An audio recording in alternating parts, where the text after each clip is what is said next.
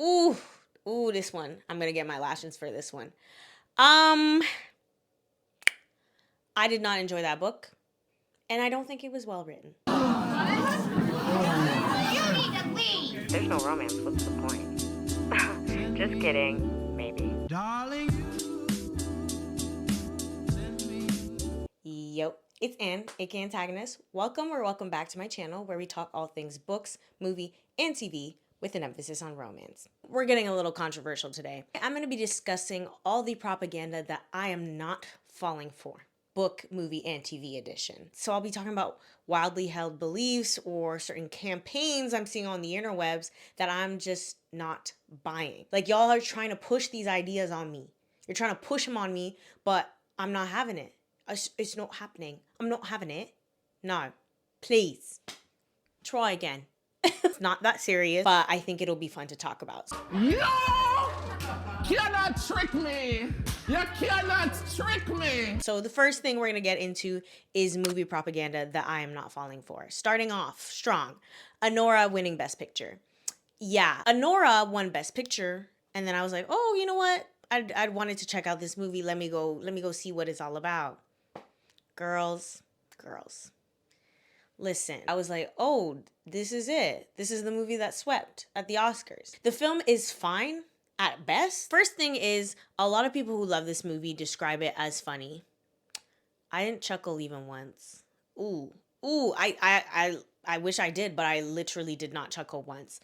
In terms of comedy, once the Russian boy left the premises, the comedy went very downhill from there because it felt like I was supposed to laugh because they were cussing a bunch. Is cussing funny? Is that comedy?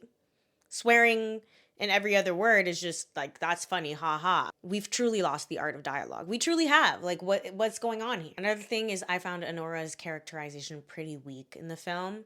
I couldn't understand what the movie wanted me to understand about her, especially when it came to her character motivation. And Sean Baker, the director of the film, speaks on his like thesis almost of wanting to make work seem like any other job, just like work. But I don't feel like the film even treats Anora like just any other worker, because if I posit this idea and I go down this rabbit hole of, okay, Brenda from accounting, because if it's just any job, Brenda from accounting gets swept up in a whirlwind romance, and then everything falls apart, and then I see her at my desk next to me on Monday.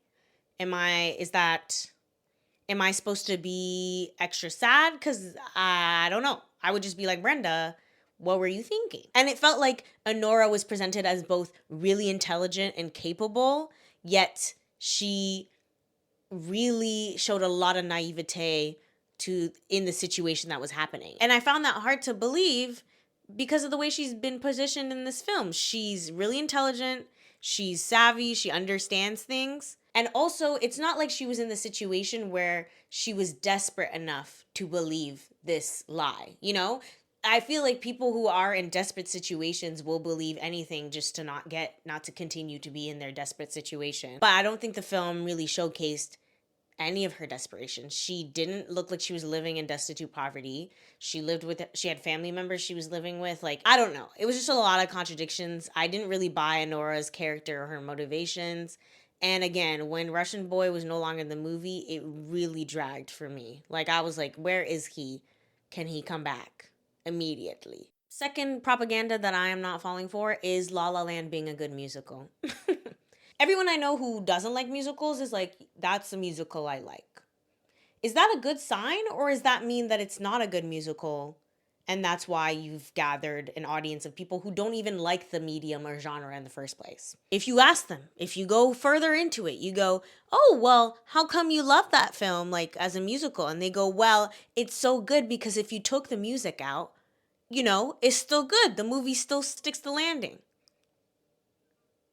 So, okay, first that tells me two things. One, you wish you were watching just a movie and not a musical, which again brings me to, okay, so I guess you just don't like the genre and that's an issue in itself.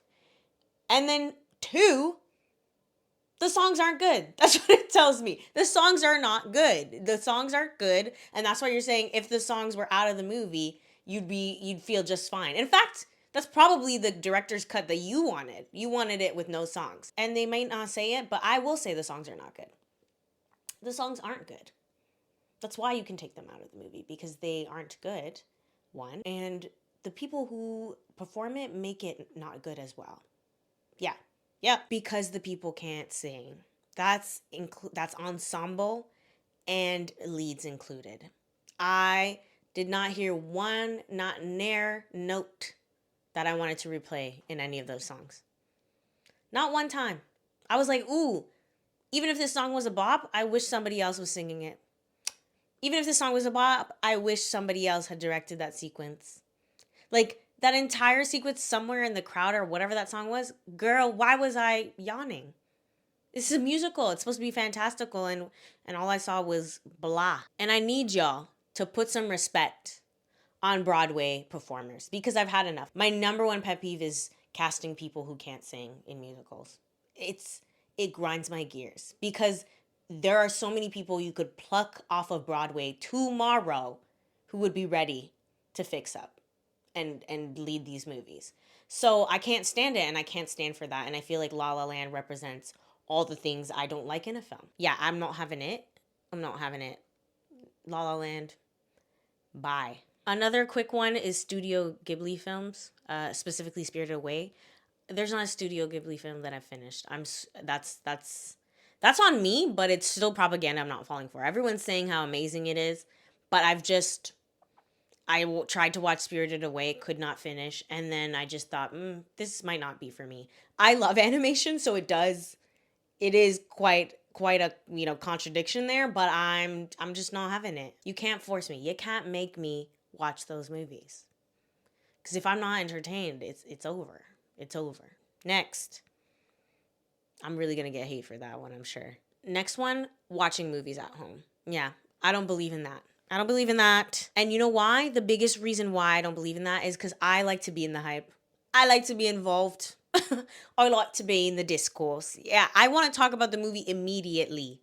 And what I can't have is waiting for you and waiting for someone for 3 to 4 business months so that I can talk about a movie because it hasn't been released at home and they haven't watched it. Go to the movies. Sorry, go to the movies. I don't want to hear it. I don't want to be like, oh, well, it hasn't come out on DVD. Go to the theaters. It's not free, but go on a Tuesday. Go, or whatever the discount day is on, because I just can't. I've had enough. And also, I'm trying to have my popcorn. And yes, I pay for layered butter. That's how crazy I am about going to the movies, because I make it an experience. Just give yourself a treat every time so that you can go. Because not being part of the zeitgeist, not being part of the general collective discourse could never be me. It could never be me. I will always be informed about things that don't matter. Next, let's get to books, okay? First thing I'll say, propaganda I'm not falling for, is that books are always better than their adaptation, so movie or TV. I just think that fans are way too sensitive. Way too sensitive. Yes, are there changes that are often made that can be frustrating or a little bit, just not what you wanted? Like, I understand that feeling, trust me. But at the end of the day, the book is still there. The book is still there. And the movie or the TV show is something different. It's inspired by your book, but it's not the same thing. And that doesn't make it inherently bad or worse than your book. Because you'll say like, oh, we don't want these changes. But I promise you, if they served you exactly what you're demanding, as in they served you the slop that is your book in movie form, because those are two different mediums, they don't work the same, but y'all want copy paste, control C, control V, you would be like, this is slop.com. Okay? Sometimes the movie and show does do it better.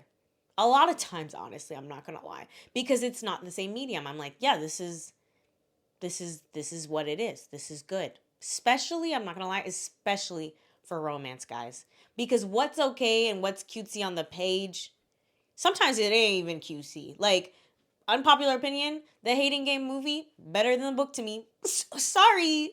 Because at least the movie was giving fun for like, 3/4 of it. I was having fun.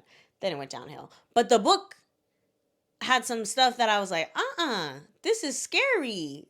And some of the stuff, my least favorite parts of the movie are the lines that are directly pulled from the book. So again, that just goes to my theory that y'all are tripping on that. Another thing I'm not buying is Emily Henry books are only getting better. Yeah, respectfully, she, I think, is a talented author, has some really good books that I've really enjoyed, and I think she has set like a standard, I'll say, in some ways, in the romance genre. Okay, that being said, every book is the same thing in a different font. All the characters are the same thing in a different font, and the men, not even different fonts. They're like mostly the same. I would say Funny Story is, to be fair, I haven't read her most recent release, so take that away. But Funny Story is probably the only guy who seems different from the other ones. And even so, they all end up meshing together and acting the same by the time that they confess their love to the protagonist. Like, what is going on here on this day? Okay? I need her to mix it up. I've said this before, but Emily Henry is afraid of mess. She always has a very cool premise at the beginning, and that makes you go, oh, so that's going to make a really different story. But then instead of going fully into it, instead of killing her darlings, she backtracks to the same formula every time of, oh, we're kissing and we're doing stuff, but we're not together, and we're not going to confess fully, but we're basically together. What's going on? What's going on? I don't like it. So no, I don't think they're only getting better. I think there are small adjustments that you may like, or small things about a character that you may relate to better, but all of them are the same. And I really don't believe that one book is better than the other. It's just personal preference. They're all the same, different font. Kind of like how a Hallmark movie is inherently a Hallmark movie, and whether you like a certain trope or certain archetype, that's going to be your favorite, but they're all on the same level. So that's my take. Another thing I'm not buying, this is where I'm going to give Emily Henry her flowers. I'm not buying dual POV romance, okay? Emily Henry is very dedicated to single POV romance, and I love that about her. It's not every time dual POV romance. I feel like we're given dual POV by force. We really are. I sometimes don't want to hear from men, actually. So I don't know. I mean, it's a crazy concept. I don't think I need to hear from them every time. Not always necessary. And sometimes it takes me out of the book because I'm like, this is not how a man speaks, thinks, or acts. Not that I know too much about that, but the fact that I can tell immediately is not a good thing. And the biggest thing is you have to justify why dual POV is needed, okay? You have to justify why all POVs are needed, because if anything, the default should be single POV for the main character. But if you're going to have multiple POVs, then you have to justify it by having their characters have really distinct character arcs and like lessons and changes that they're going to have by the end of the book. If he's in love with the protagonist from the beginning and continues to be in love with the protagonist until the end, did I need that? Is that necessary? Is that character growth, or is he in the same space he's always been in before? Why? Why do I need this perspective? Why do I need it? If anything, the tension is cut because I know exactly what homeboy is feeling, thinking, everything. Is that necessary? Do I need all these chapters? You know what? I feel like at some point, y'all are just trying to get the word count up. You're just trying to get the word count up because I can't believe otherwise. I can't. Another propaganda I'm not falling for is Sunrise on the Reaping. Ooh, this one. I'm going to get my lashes for this one. I did not enjoy that book, and I don't think it was well written. I don't believe for a second that it was well written, and I don't believe that it conveyed the message of propaganda nearly as good as the original trilogy. And in fact, I low-key wish the book didn't exist because I think it undermines the original trilogy. Yeah. I think the fact that the Capitol can tamper that much with the footage makes the events of Katniss's Hunger Games almost impossible. Just quick critiques, really quick fire stuff. Felt like the character cameos were extremely fan servicey, and a lot of their appearances were shoehorned into the story in ways that didn't feel authentic or even realistic. Um, it's not every day everybody that we know is literally connected to Haymitch specifically. That's not necessary and it doesn't make sense. Two, Snow felt like a Scooby-Doo villain in this book. Because he kept telling Haymitch exactly what he was gonna do, yet Haymitch still survives for whatever reason. Well, for plot armor, because we know he has to. But yeah, Snow tells him everything he's gonna do, reveals all his secrets and plans, yet doesn't follow through on them. For what? For why? Haymitch's actions are arguably more rebellious than Katniss ever did, and he was like, well, yeah, I'm gonna let him live. Okay. Okay, I guess the whole arena was just made for Haymitch to, suffer and witness other people get their demise, but not him. Even though Snow told him, like, that's what's gonna happen. Okay. Okay, sure. Another thing, Haymitch as a character felt really bland. I don't think that him, having trauma and growing up is the reason that he has sarcasm and snark. Like, I think some of that would showcase itself earlier on. I don't know. Just a thought. And last thing, the romance was dead on arrival. Girl, Suzanne Collins has never been the best romance arc writer. I love Peeta and Katniss. I do. But even then, some stuff, was a little clunky in terms of pacing. Like, the switch from Katniss being uninterested in him to being interested in him in some ways can be seen as more of a trauma situation than real love, but I see it differently, but I can also see the argument there. For this one, the romance I did not care about even a little bit. Lenore Dove, who is she? Other than a manic pixie dream girl that Haymitch has in his head. Guys, y'all, I really didn't enjoy this book. Don't, like, if you loved it, that's fine, but the propaganda I'm not falling for is that it's a well-written book. I can't come around to believing that. At the end, spoilers, when we discover just how much they edited everything, why didn't they do that with Katniss? Why? I thought it was like a pretty much live feed, kinda, like pretty much. But it seems like with Haymitch, they really, chopped and screwed his thing, so why not Katniss? Seems like there are no rules. I guess we could just do whatever we want. Also, the characters kept talking out loud about the revolution. Guess that's fine. Plutarch just asked them, hey, how come you didn't kill those peacemakers when you could have? In front of the peacemakers. Are you insane? Are you insane? Are you insane? That doesn't make any sense. Next, I'm getting heated. Next, DNFing books. I tried to do it. But I can't do it. I will always come back to it because I love talking smack. And if I don't finish a book, can I really talk smack? No, I can't. And I always like I said, back to watching movies in theaters, I'm always trying to be in the discourse.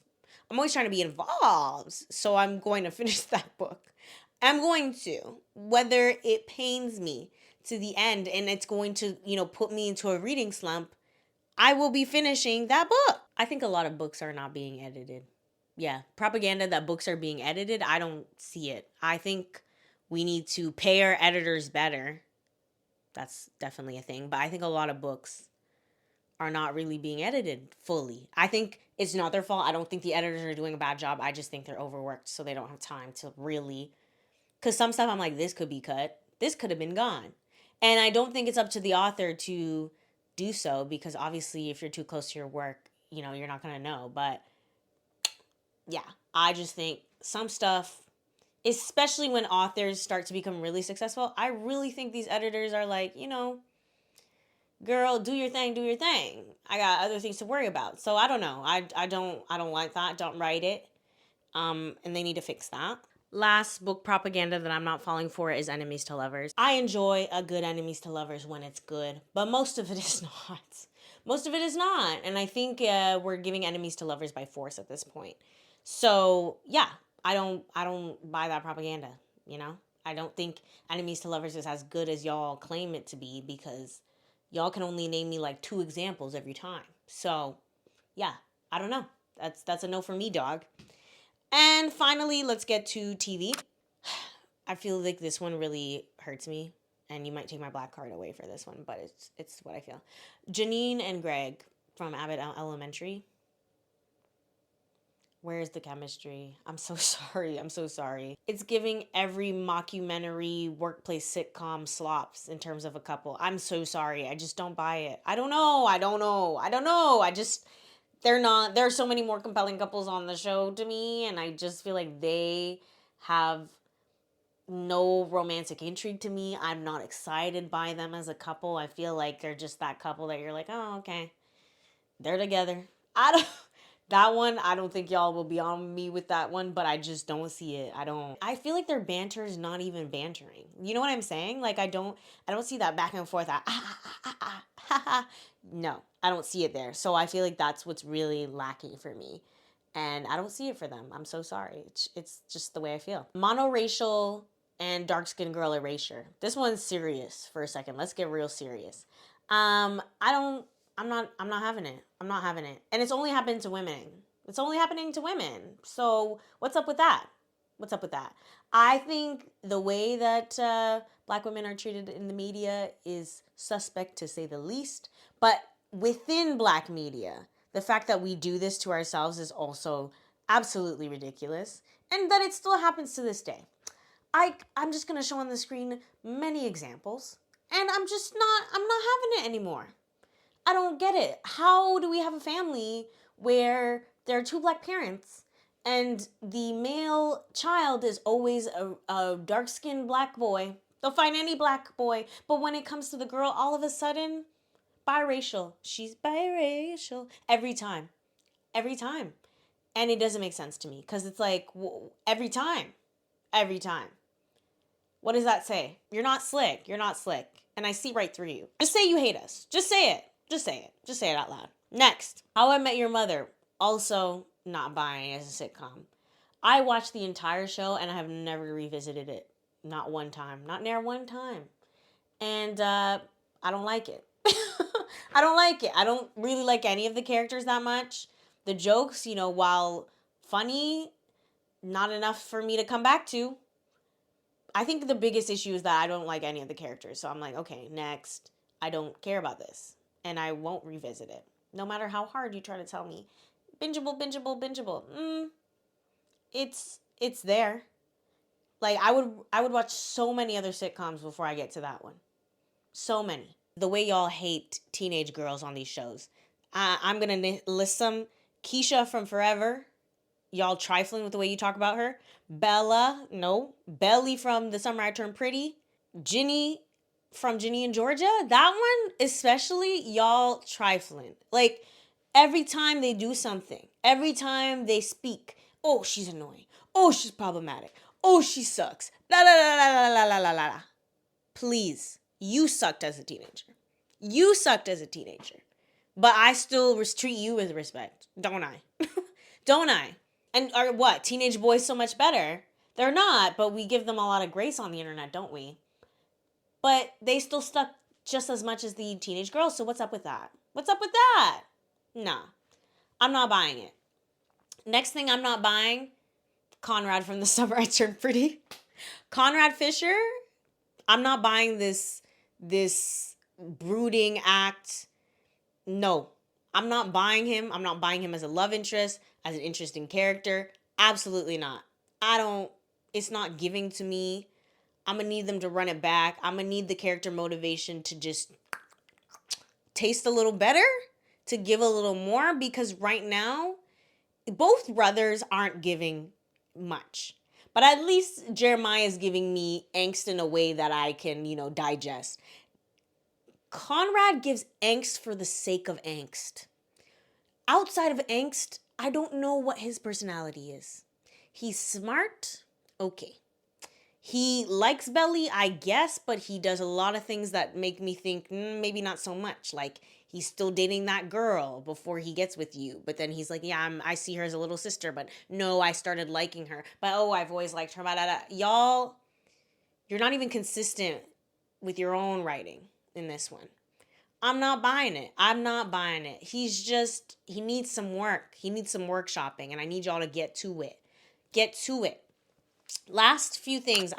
These are just general things. Netflix being a net negative, I don't believe that. Honestly, the amount of diversity in that they've brought along, the different types of people who have been able to have TV shows and different stories being able to be told, to me is already a net positive amongst all the other stuff that y'all are going to say about, how streaming has ruined TV and blah, blah, blah. Yes, but they've also cut out the middleman who wouldn't let, black people be on TV or like mixed people or people, Pride, June month. You know what I'm saying?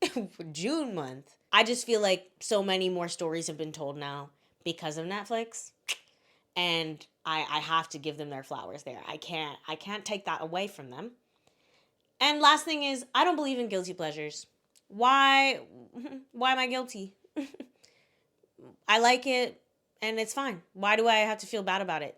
Often it's rooted in like misogyny because men's interests are widely accepted. They're seen as the interest of everybody. Everyone should know about sports. You should know about cars. You should know about all these things. And if you don't, you're generally uneducated. But if you don't know about what generally female interests like makeup or I don't know, dance or things like that, then it's like, well, okay, you're just fine. So these kind of things, it's usually the guilty pleasures have to be female interests, usually things that women like. I'm not embarrassed to like those things. I like those things and that's it. There's nothing to feel guilty about. I don't know. Do you feel guilty when you go see your little Marvel movie? Do you feel guilty when you watch, Star-Lord flying around in space? So why do I have to feel, why is it a guilty pleasure when I watch Galinda come down in a balloon? Why is it a guilty pleasure when I see Galinda coming down in a bubble? Same thing, different fonts. Oh, I'm upset because my movie has songs and people are singing. Look at this. Look at him dancing.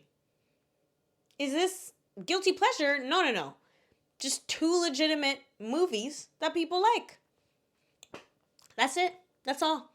Nothing to feel guilty about. So, same way you can like your silly spy action movies that have no plot, I can like my rom-coms that have, frivolous meaning. I just don't believe in guilty pleasures. I believe in things that I like and things that I don't. And it's justified, and I have taste because I like my own taste. So, nothing to feel guilty about. Thanks for watching this video. I thought this was really fun to film. My camera is overheating like nobody's business, so I do have to wrap it up. But let me know what propaganda y'all are not falling for.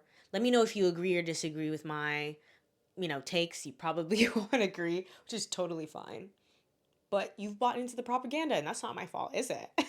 And if you made it here, thank you for watching. Please consider watching some other videos on my channel and subscribing, because when you subscribe, you get what? 99% hotter. Yep, absolutely. Ask the people in the comments. Why would I lie? I would never ask them, and they'll tell you the same. So subscribe and find out how hot you can become. I feel like that doesn't sound right. I shouldn't say it like that. Just subscribe and then you'll see. You'll be a hot gal or a hot boy. Doesn't matter. Okay? But you'll be hot. And that's what's most important. Okay? All right. I'll catch you guys in the next video.